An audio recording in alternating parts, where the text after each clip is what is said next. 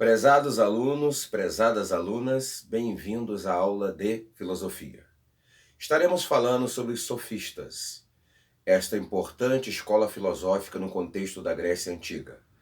Para sempre, os sofistas entraram para a história da filosofia como o grupo que se opôs à ideia da existência de uma verdade soberana e absoluta, universal. São considerados pensadores que afirmam a necessidade de ter uma compreensão relativista acerca da cultura, da civilização e da história. Vamos então fazer um percurso de compreensão da natureza, da índole e dos desdobramentos dessa escola filosófica. Os sofistas tinham uma preocupação bem clara e bem determinada. Eles estavam em algum momento questionando sobre as leis, se elas são estabelecidas pela natureza ou se elas são estabelecidas por convenção. É um ponto importante, sim, porque se as leis derivam de um ideal de natureza, elas são invioláveis, não devem ser discutidas. A natureza determinou que fosse assim. Mas, se as leis vêm por convenção, significa que elas podem ser mudadas, transformadas e questionadas. Então, nesse sentido, a compreensão que eles tiveram para definir leis como elemento estabelecido por uma convenção de um grupo social foi crucial para todo o desdobramento da filosofia que eles se propuseram a estabelecer. Muito bem, algumas questões sobre a filosofia dos sofistas. Eles se preocuparam em observar a diversidade das culturas. O contato com outras culturas levou eles a entender que tudo é marcado pela diversidade. O que numa sociedade é um valor cultural importante, outra talvez não seria. As culturas são diferentes, os povos têm organização cultural diferente. Essa diferença de modelos culturais, essa diferença de percepção da realidade, essa diferença na produção da arte, essa diferença na cosmovisão de um projeto político, toda essa diversidade de pensamento que marca as civilizações dos povos, para os sofistas era suficiente para mostrar que não deveria existir uma verdade única, universal e para todos os povos. A diversidade é a marca daquilo que o humano é. Onde o ser humano está, ele produz especificidades de produção de conhecimento cultural, filosófico, cultural, religioso, para explicar esse mundo e para melhor se inserir nele. Os costumes não são elementos naturais ou ordenanças divinas, vão sustentar os sofistas.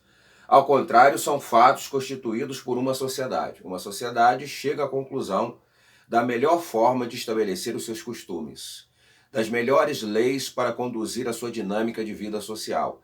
Essa possibilidade de escolha e essa variedade nessa escolha está confirmando ao pensamento sofista a tese central que essa escola possui, que não há nenhum valor que deva ser unificado e que represente um sistema adequado para a totalidade dos povos, para a totalidade dos grupos, para a totalidade das sociedades.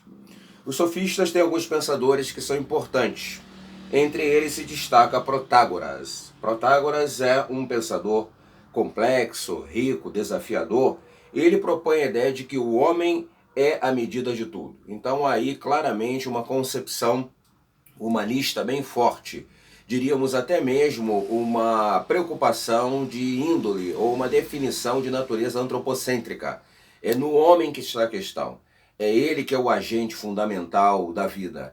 É nele que tudo se resolve. É ele o produtor de todas as coisas do seu mundo. É ele que organiza a sua dinâmica social. É ele que estabelece os critérios de funcionamento da ordem que ele produz. Então, o homem é a centralidade de tudo. O homem no sentido de ser humano. É nele que as questões estão colocadas. É a partir dele que se entende a vida. E é ele o provedor das possibilidades da forma como a vida se articula, como a vida se faz e como a vida deve ser compreendida. O fundamento da vida na polis, a polis, aquela unidade política de experiência socioeconômica no mundo grego, onde os cidadãos são chamados, aqueles que tinham a cidadania, a discutir quais são os rumos que a sociedade deve ter, quais são os preceitos, os elementos e os parâmetros que devem organizar a vida social.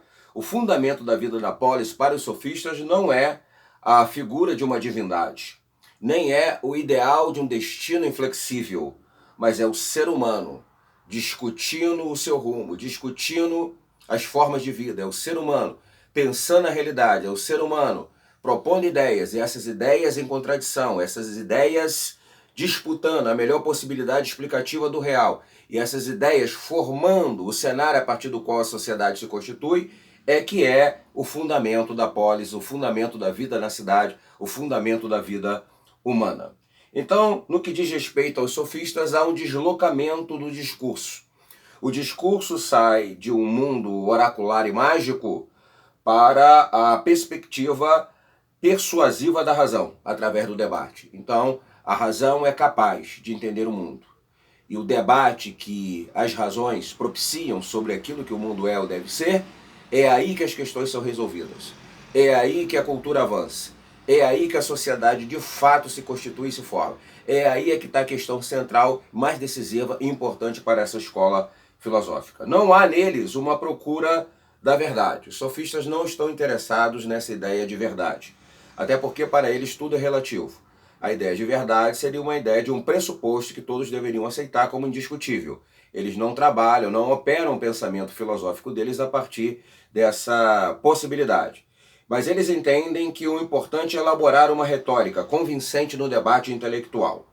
E aí é um ponto interessante porque Sócrates fará a crítica desse posicionamento, entendendo que a verdade tem a sua importância. Os sofistas estão negando a verdade, dizendo que tudo é uma questão de retórica, tudo é uma questão de possibilidade de inteligência e explicação, que essa inteligência é capaz de efetuar.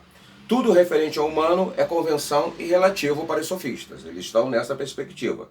O que se definia como verdade possível, os sofistas tratavam como uma opinião, entre outras. Tudo é opinião. Eles dão muita importância à linguagem, muita importância ao discurso e muita importância ao debate intelectual. É uma escola do relativismo e é uma escola de formação de uma consciência de linguagem interpretativa da realidade.